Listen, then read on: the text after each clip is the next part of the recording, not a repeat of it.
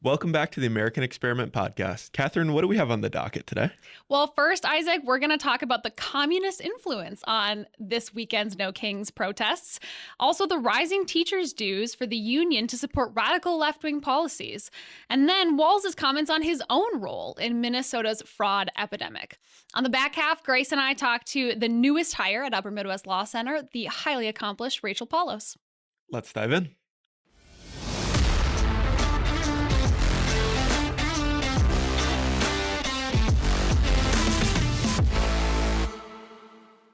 Well, welcome everyone. You may notice that I am here today, Kathryn Johnson, but Grace is not. We have our wonderful producer, Isaac, filling in today. Welcome, Isaac. Thank you for having me. It's nice to be on this side of the camera. Yeah, how's it feel? It's a little pale on this side. This is my one complaint I have. I see the complaints now. I producer do feel Isaac, a little pale. The lights are just a bit. The lights are bright. Fair skin. Yeah, but hey, that's what we deal with. And I would love, now that we have the two sports experts on the podcast, yes. right? Both of us. Sports ball. I would love to go into some sports news, but it's all pretty depressing in Minnesota right now, It right? is pretty depressing, but I guess what's new in Minnesota sports, it's all usually just depressing. You know the astronaut meme where it's like, it's always been depressing, and then the astronaut with the gun behind him? That's what Minnesota sports is. Yep. Now you have to put that on the screen just in case. Yeah. For our... Otherwise, people would think I know what you're crazy. talking about. Yeah. Well, let's get into some of the news. I mean, the main thing is the No Kings protests happened over the weekend, which I think a lot of people saw going on wherever they were. I was having a lovely Saturday. I was golfing. It was a beautiful day. And so I kind of forgot they were happening. What about you? Did you attend? I did not. Let's see. By 2:00 when they're all over, I was still watching football. Oh, okay. Well, that's a better way to spend your Saturday also. It was. One of the things we found interesting here at American Experiment is these protests were sponsored by the Communist Party of the United States. True. As John Phelan writes on our website, true enough, communists do not like kings. They prefer dictators. But I would suggest life under Charles III is infinitely preferable to life under Stalin or Mao or any of the other monsters who comprise the history of communism and government, with a total of 100 million deaths between them. And then he makes a good point that I always think about, which is, can you imagine if there was a right-wing event and it said that it was sponsored by the United States Nazi Party? It's not that much different. Communism has killed, as he says, 100 million plus people. It's a horrible, brutal, terrible way of governing a society. And it's something that now is propped up by the left and mainstreamed. Yeah. If this was a right-wing protest that was sponsored, like you say, by the Nazi Party, every single Republican politician from our state level to our federal level would have to answer for this, would have to answer for every bad sign, and we'll get into some of them, would have to answer for every chant, would have to answer for every sponsor. And I think it's time we demand the same of our Democratic politicians. Do you condone this? Do you condone some of these signs we'll get into? It's just another example of the far left influence on democratic politics. I think a lot of people attend things like these No Kings protests in good faith, completely expressing their opinions, of course, but not anything super radical. I think that was many people there. But when it comes to the leadership of the Democratic Party and the people on the left, they are radicals. They're extremely radical, and you can see that in the influence of things like the Communist Party, the Socialist Party, some socialist group was also a sponsor of this. Those are radical ideas. And so I hope that Minnesotans realize that when they're supporting even just a protest like this No Kings thing, that sounds very innocuous, there is a much bigger agenda there. And the money is coming from people with much wider and harsher goals in mind for America. Totally. And that's what I think is hilarious about all of this is that, they're so anti-establishment. They're so like, we're the anti, we're the rebellion, I would say. And, oh, yeah. And you got sponsors you have MSNBC sponsoring this. You have different corporate sponsors. You have all of this money behind it. You have billionaires behind it, yet they go out there and they're like, no, we're the rebellion. We're the ones that are standing up for everyday people, when it's just they're echoing the exact same language of the media, the higher education language. It's crazy. Yeah, it's crazy. funny how they've been trying to like flip the script on that lately. I've seen Democrats come out and say like, oh, now the right wing owns the media and things like that, because I think Elon owns X now. So that somehow means Republicans own the media. We're the little people. It's not true. It never has been. And all this money is on their side, really being directed to these crazy radical causes. Yeah, I was old enough to remember when Republicans were getting kicked off Twitter and they said, just go build your own Twitter. Yeah, right. And I guess they did. Blue Sky. You can go join Blue Sky, even though it seems to be dying every day. It's awful. Have you ever been over there? Holy buckets. I do check Blue Sky every once in a while. Well, we have a couple Minnesota legislators that exclusively use Blue Sky. And I think they do that because no one really sees their content except for crazy people that are also on Blue Sky. And holy cow, yeah, if you're ever bored, look up some of those Minnesota legislators on Blue Sky. If you ever need a little motivation to, get going and stand up for what you believe in, just go check out Blue Sky. I mean, the other thing that I saw a tweet about the No Kings protest that I thought was just really hit the nail on the head. It says, "No Kings," they shouted as they begged their government to take total control of their health care, retirement, finances, and their children's education. Just remember, this makes no sense, okay? What these people were marching for absolutely makes no sense. Their goals do not align with the messages they're saying. So even though no kings, of course, I don't want a king either. They are the side of big government. They are the side that wants government interference and control over every aspect of your life, just as a king would want, not a duly elected president of the United States. Totally. And my biggest thing was there seemed to be two different calls to action throughout either these signs or the people chanting and whatnot. When you have a king, there are two options that people proposed. One was overthrow. And we saw signs of just blatant assassination, blatant calls for wanting Trump to die, hoping Trump dies, hoping his kids die, hoping anyone in his administration dies. The second one was a call to defend democracy and to vote out Trump, which I don't know if you know your history better than I do, Kathryn. Has a king ever been voted out of office? That doesn't seem to be very kingly. It's just like funny how Trump has done some jujitsu to get the left to don their founding fathers' apparel and defend the Constitution. I mean, Tina Smith stood up there and read the preamble, okay, at the freaking rally. I'm like, wow, this is incredible. Heck yeah. Keith Ellison was up there encouraging people to go vote. He was saying, make sure you vote next year. Make sure you go and vote. It's like, well, wait, what? I thought it was a king. I thought we were not in a democracy. So well, and up in Canada, they also had no kings rallies, but they had to change it to no tyrants has actually up there, the prime minister has to swear his allegiance to the king of Britain. So right, they do have kings. Well, yes. You know who else was a sponsor of this lovely rally we saw this weekend? Education Minnesota. The teachers union here in Minnesota was another one of the sponsors. And you also saw recently that the teachers union increased the political action committee contribution. It automatically charges member teachers and education support professionals. So this is an automatic fee essentially that gets tacked onto the union dues that teachers have to pay, and it goes to the Education Minnesota PAC, and that PAC is used to support political parties, candidates, political funds, things like this No Kings rally. So if you're a teacher and you are anywhere to the right of communism, consider where this money is going that they're forcing you to pay. There is a way to opt out of this money, but you're automatically opted in. So, it's something you have to go out of your way and do to opt out. And they also do use other typical union dues to go towards that PAC money. So in a period of about a year, the latest available filing from September 22 to August 23, Education Minnesota reported that it spent just under $3 million on political activities and lobbying. That's a ton of money in Minnesota. That is a huge influence that Education Minnesota has, and they use it in one direction only, as far as I can ever tell. Totally. It's such a I can't get over this idea of a forced donation, and that just disgusts me. The idea of charity and donation in and of itself and force just are antonyms in my view. If you're a teacher and you wouldn't give $30 of your own money to the DFL, I don't know why you would allow yourself to stay opted into this. This is not just a Republican thing to opt out. This is Republicans, independents, and Democrats who you could vote Democrat, but you're like, I don't want to give $30 of my own money to the DFL party.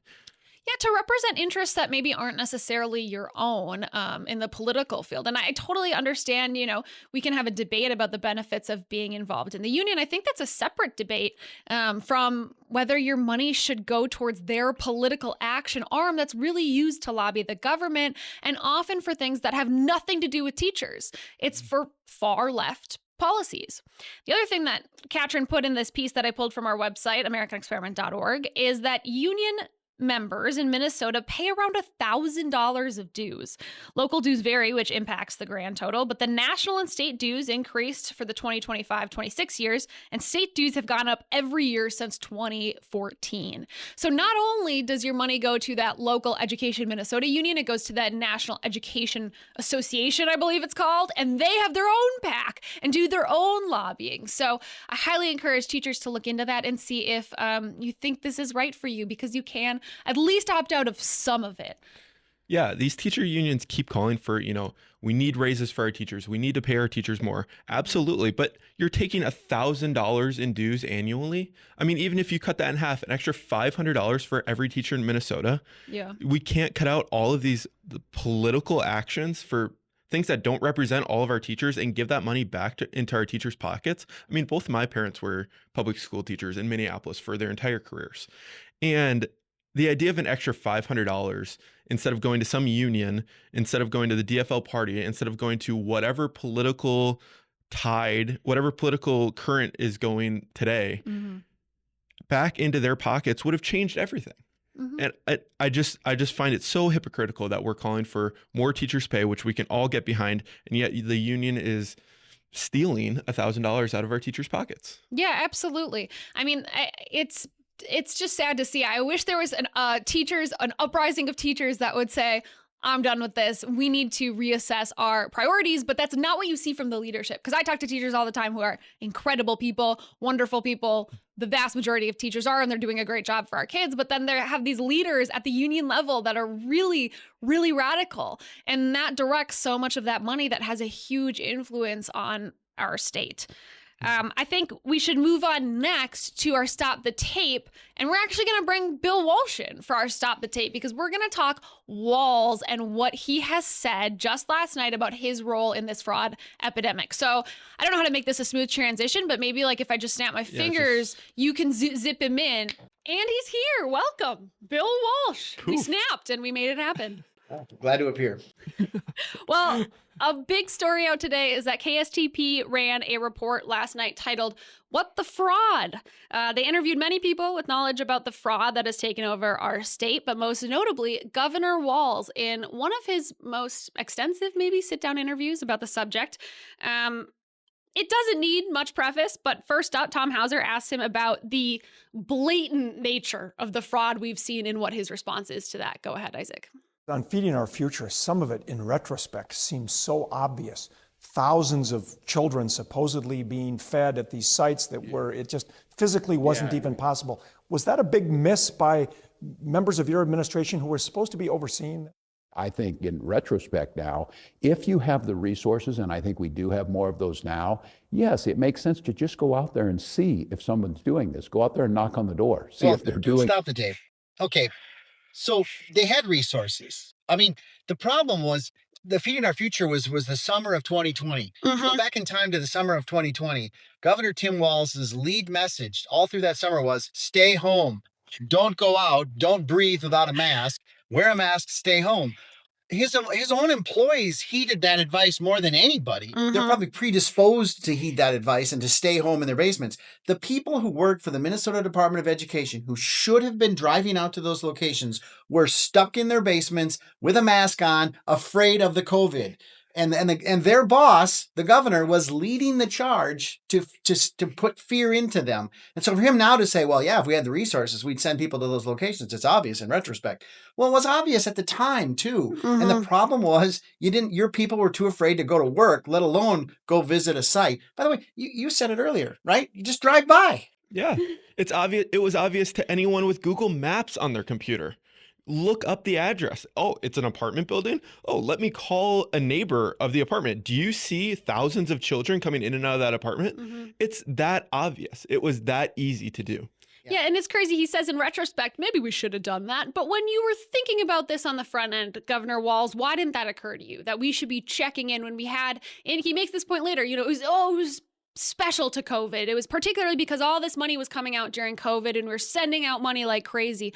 Well, wouldn't you feel even a greater burden as someone who's been charged with making sure that the taxpayer money goes to what you're telling them it's going to go to, that you check in and make sure none of this is being used fraudulently? I don't understand how in the moment, was it just incompetence or what was it that made him not do that? Yeah, it's culture and attitude. Can I tell a quick story? Yeah. Story. Back in the day, I used to work for Bill Glahn at the Department of Energy in the Pawlenty administration. He was the director of the entire the energy office for Governor Pawlenty, and I was his press guy. We got tons of new federal money, like a doubling of the normal amount of money for LIHEAP, low-income heating assistance program, which goes out to families if you want to, weatherize your house. It's administered through these local community action programs all over the state.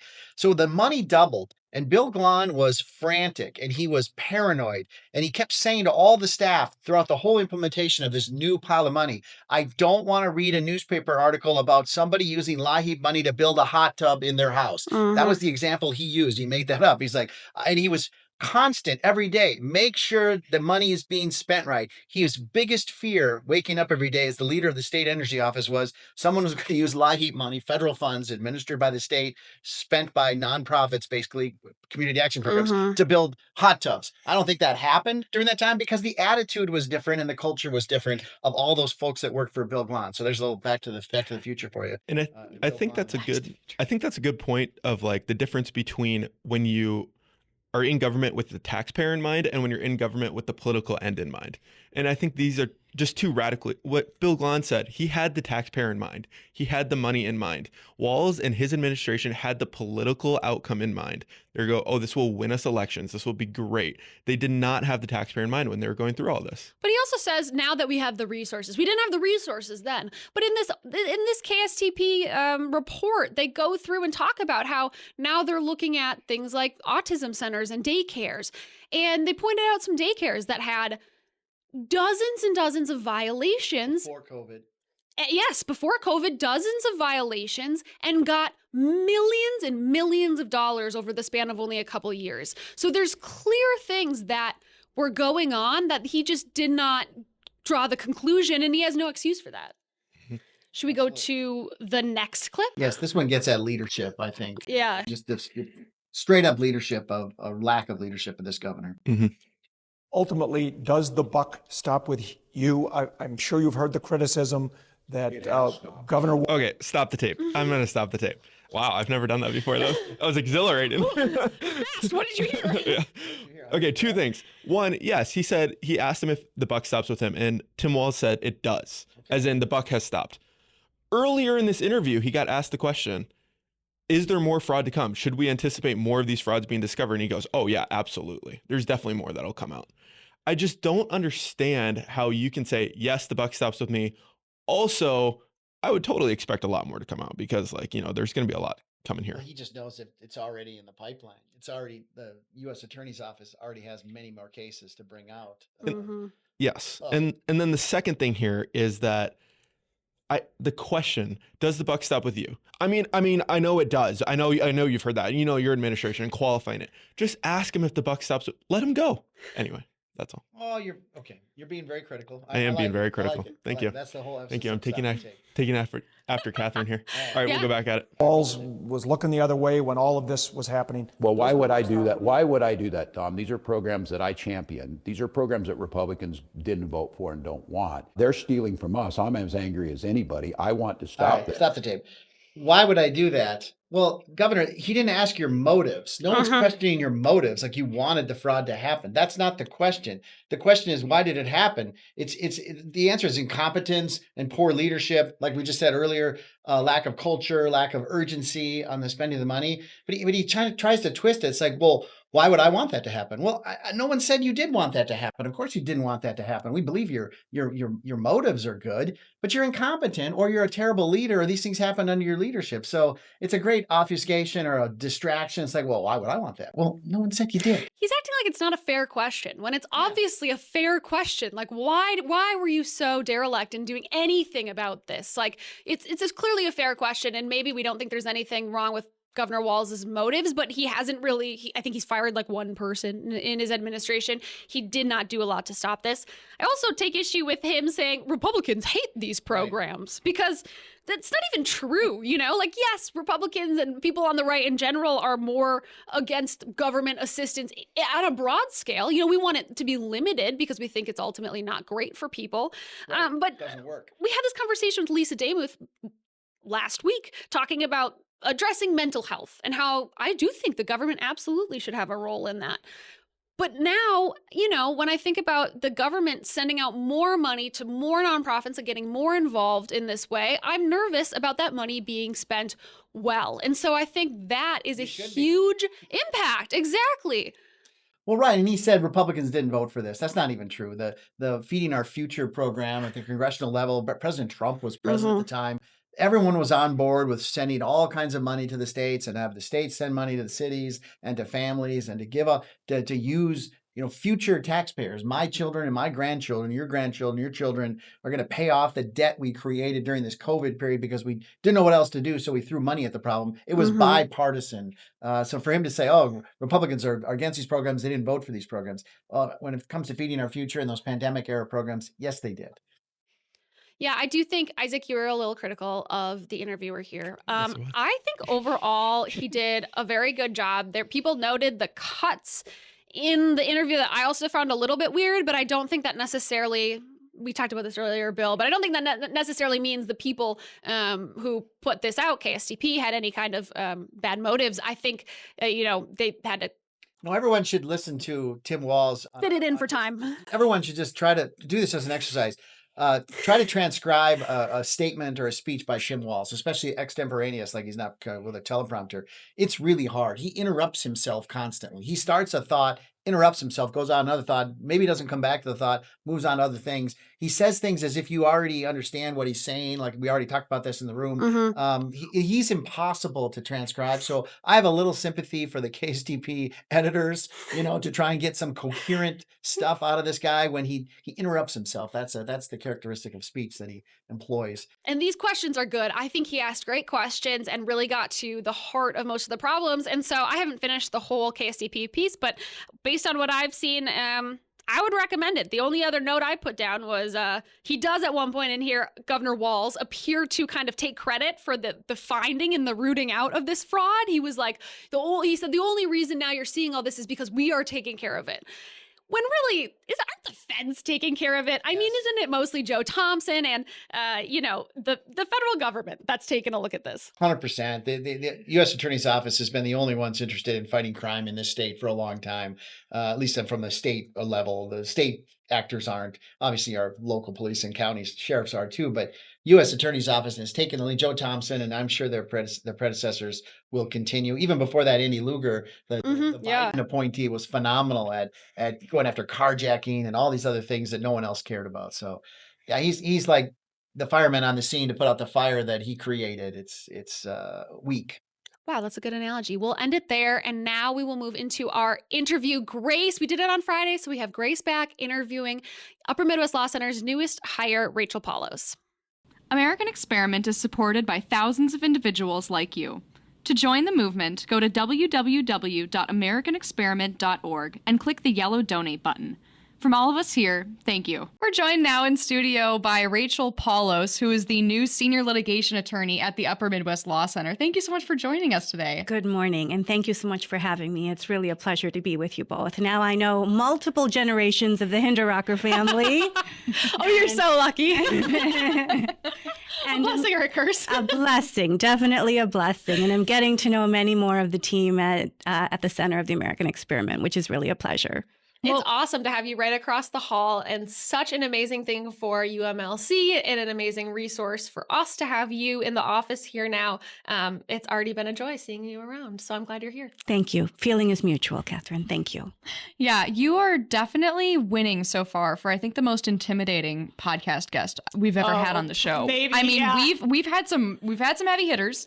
Last week we spoke with Lisa Damath. Yep. Speaker of the Minnesota House. Yep. And yet, I'm very glad that I met you before reading your biography, because after reading your very impressive resume, I was a little intimidated in a very, very good way. No need for intimidation. I feel like I have been very blessed. I work very hard, but this is an amazing country where so many things are possible if you work hard, and God has really blessed me, and the American people have been very good to me, and I have really tried hard to my whole career to do the right thing. That's incredible. I didn't know. Are you an immigrant yourself, or your parents? 3 generations of immigrants in my family. Wow, I didn't know that about you. My grandfather came to the United States when the communists took over in southern India, and he came to study theology in seminary. And so I am a 5th generation preacher's kid. And so there was absolutely no fun in my household growing up. And this was back in the days when immigration was based on what America needed. And so there were many ministers and doctors and engineers in my family. And so we came over the course of a number of years, and that's our family story. What about your story? You've had so many prestigious roles you've worked in. Obviously, you were the United States Attorney for the District of Minnesota, which you had to be nominated by the president and then confirmed by the Senate. That is an incredible accomplishment. You've also been all kinds of things, like a law school professor. What was your favorite role that you've ever had, or where did you learn the most, do you think, of everything you've done in your career? That's a really interesting question. I think I've loved almost every job I've ever had, Kathryn and Grace. I think the role that I really felt I had the most impact was as U.S. Attorney. And it was not something that I sought out, and certainly not something that I expected. I was 32 when I was first named a U.S. Attorney, and again, intimidating. My goodness, that's not that far off. No, I was very young and in many ways very naive, but also just so enthusiastic about implementing priorities that were important to the people of Minnesota, to President Bush, to the administration of justice. And so being able to see the real life impact of what we did for victims of human trafficking, for victims of child pornography, for victims terrorized by gun and gang violence, especially in the cities, in Minneapolis and St. Paul and Rochester, because of the hard work of law enforcement and prosecutors and staff in the office, was incredibly meaningful to me. And to be able to hear from citizens directly, and community organizations and civic organizations about the impact that had on real people's lives was incredibly meaningful to me as a public servant, because it was certainly one of my primary motives for going into public service, as a way of repaying the United States and saying thank you for everything that I and my family have been given. Now, so how does that office work? I mean, you use the word priorities. So does the U.S. Attorney for Minnesota say, do you come into the office with a set list of goals saying, I'm going to focus on child pornography and guns and human trafficking. These are my priorities. Or is it more, I'm here to serve the people and we're going to handle cases as they come to us? Like we've seen, Joe Thompson focusing so much on fraud. Is that a choice that you make, or are you kind of just responding to the moment? That's a really good question. And I'm a great admirer of Joe Thompson, and I think he's done a tremendous job. And I think we've had a number of just great U.S. attorneys in this district. And I think that a really good U.S. attorney looks at facts on the ground and thinks about what is happening in Minnesota and where the law enforcement needs are. But the fact is, you are also a member of the executive branch. And I believe in the unitary theory of the executive branch, where the president is the head of the executive branch and the attorney general is the head of the Department of Justice. And so when the Attorney General says these are national priorities, you look for ways to implement those priorities in your district, assuming that that's feasible and reasonable and possible, in cooperation with law enforcement agencies and prosecutors and staff in the office. And so when we came in, one of the things that I learned, for example, was that we had a statute on the books criminalizing human trafficking. This is just to give one example. And we had not brought a single case against a single human trafficker in the state of Minnesota ever, which I thought was a great shame, and also really not in the interest of justice, really not in the interest of the people of Minnesota, and not responsive to victims who existed. And so we built a coalition working with training prosecutors, very talented prosecutors who had not worked on human trafficking cases before, but I'm incredibly proud learned how to bring those cases. We worked with law enforcement agents from multiple agencies, including FBI, what's now ICE, the IRS, the ATF, a variety of places. We worked with civic organizations and victim groups, including Breaking Free, which is based right in St. Paul, and a group that I continue to have a relationship with to this day, 20 years later, almost 20 years later. And we put together a human trafficking task force, and we said this is a national priority, but this is also a priority for the people of Minnesota, because we had been consistently listed by the FBI as one of the top 5 districts in the United States for human trafficking, and yet nothing had been done. And so we made a plan, and within 2 years, we went from having 0 cases to having over 30. And we became a national leader in the fight against human trafficking. And to this day, that remains a legacy of the Office of the U.S. Attorney in Minnesota. And so I'm really proud of the team collaboration that led to that. And I think it led directly to justice, particularly for women and children who are victimized by sexual violence. That's so incredible. One of the things I wanted to ask you was about how this role is, if this role felt at all political to you, because it's obviously a political appointment and you have to be confirmed by the Senate. It's very political in some ways, but then you're supposed to carry out your role, I think, in a very non-political way by serving the community, serving victims, like you said, things like that.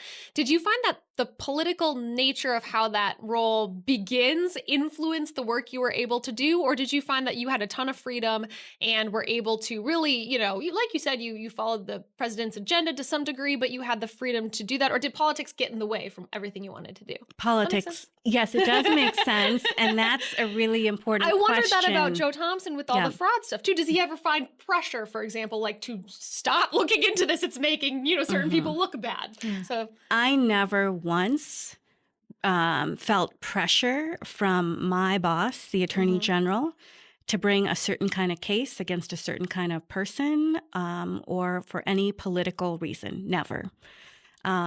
There certainly were national priorities, but I think it would be very ironic if anybody claimed that only conservatives or Republicans cared about child pornography or human trafficking or gun violence or gang violence. We should all care about fighting those kinds of crimes. And to me, there's nothing political at all about fighting crime. Sort of a related question with the issues that you were going after, like specifically the gun trafficking and narcotics, where you were dealing in areas that do have some cartel influence. And I hope this isn't a silly question, but did you ever feel at all like there could be repercussions for yourself personally by going after these criminal industries, really? There certainly were repercussions.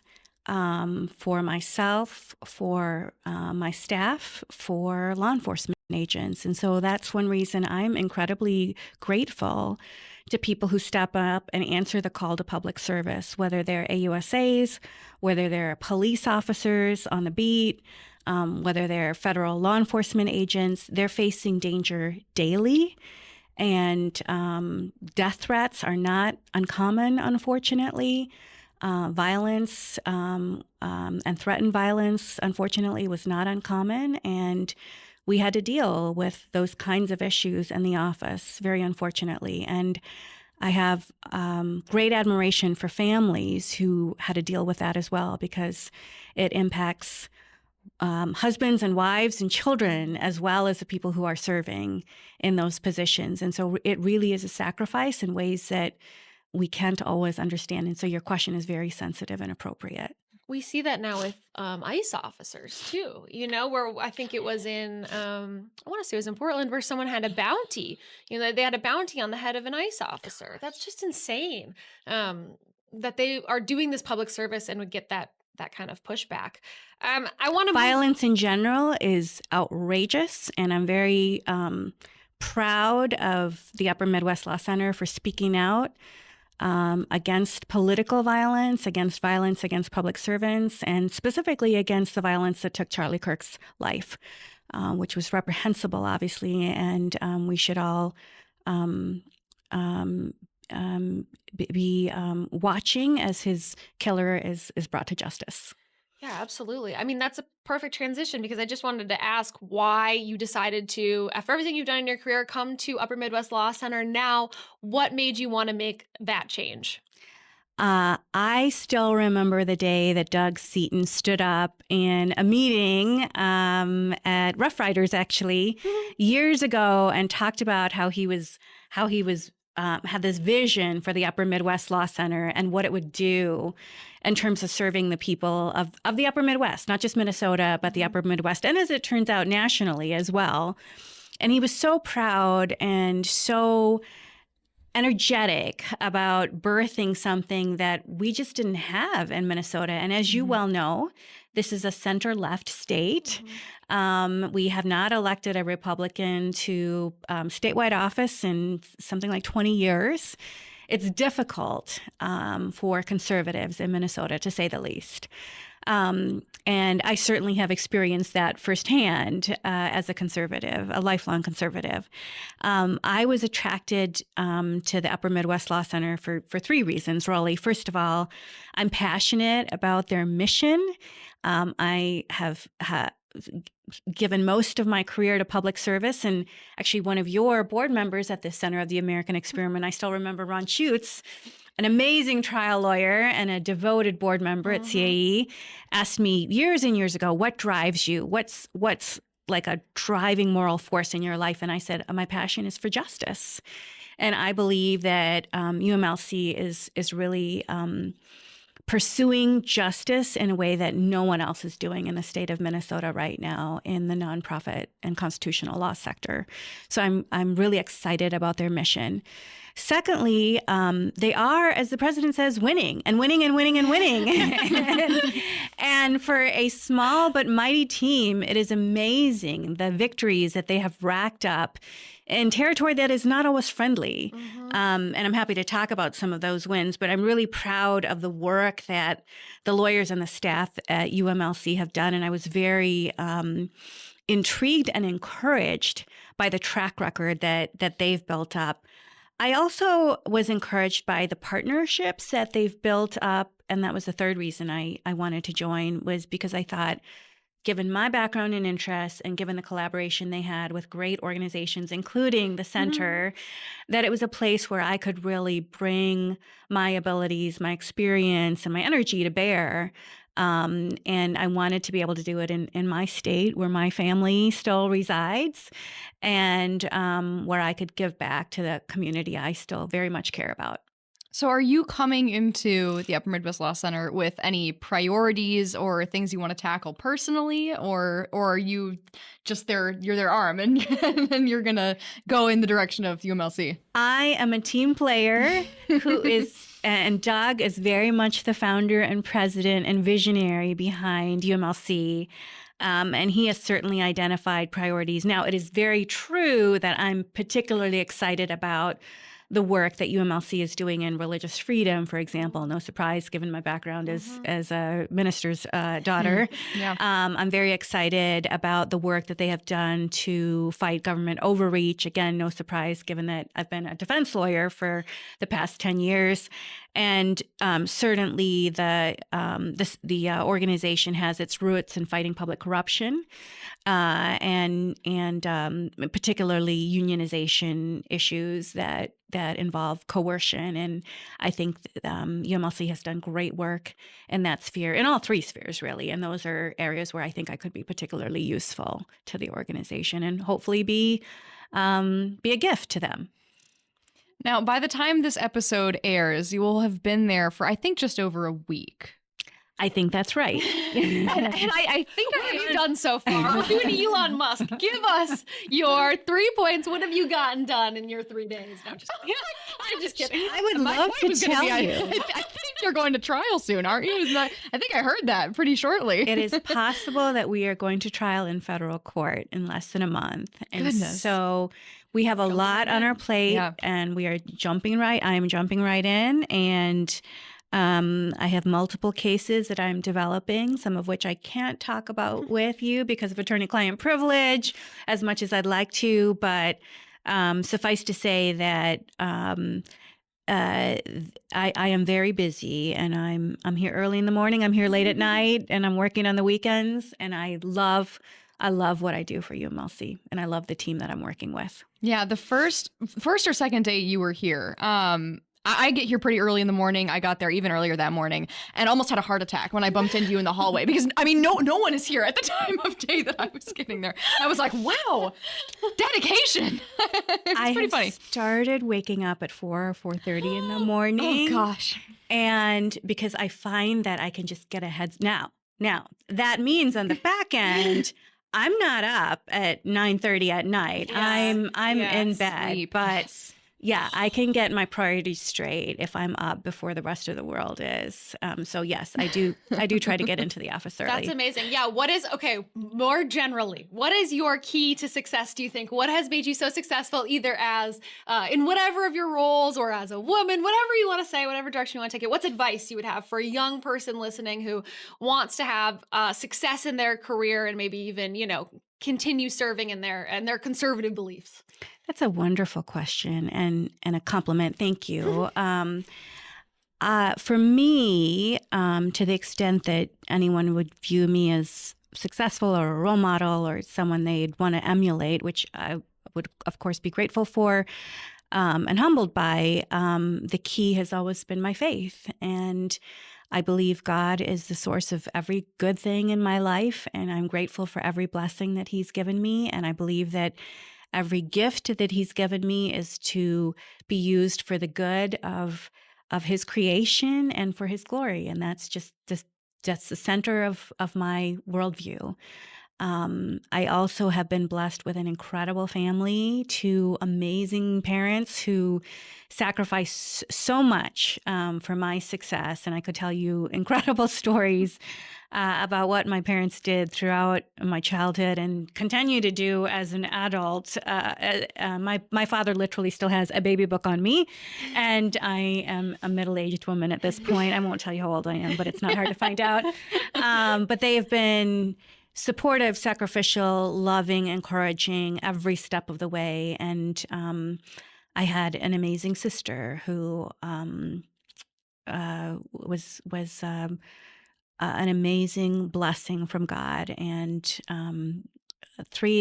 4 wonderful nephew and nieces, and a very, very large, very active extended family that is not shy about giving me advice and constructive feedback.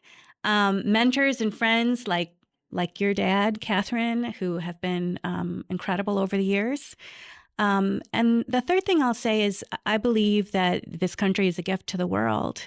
And we are so privileged to live at this time in this country at this moment.